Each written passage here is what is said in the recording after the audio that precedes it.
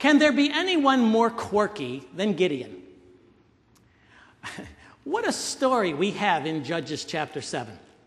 What a wonderful story we have of a quirky, helpless, faithless at times man who was called of God by the power of the Holy Spirit to do some extraordinary things.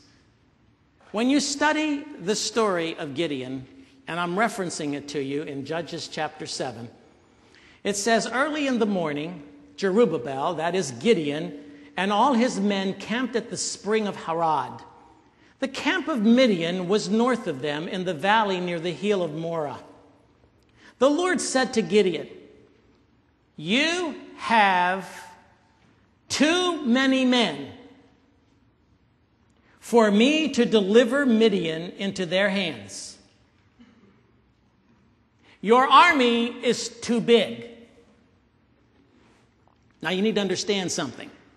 Here are the enemies of God, the Midianites. You want to talk about obedience? This is a lesson in obedience. This is a man who learns how to love the Lord. He learns what obedience looks like. But it wasn't going to be his doing. He says, "You got too many soldiers." Now, friends, you need to understand that we are told in the passage that the Midianite army had 135,000 foot soldiers. All right, you got that number? 135,000 foot soldiers. Gideon and his army at this point had 32,000 soldiers. Quick calculation, 4.5 to 1 odds.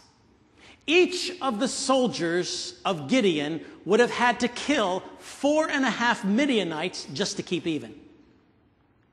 God turns to Gideon and says, "You got too many men." Say, "What, Lord?" You got too many men. Because you see, God will often call us to do what builds our faith in Him and in Him alone. That's what the story's all about. It's about God redirecting Gideon's faith to faith in Gideon to faith in God.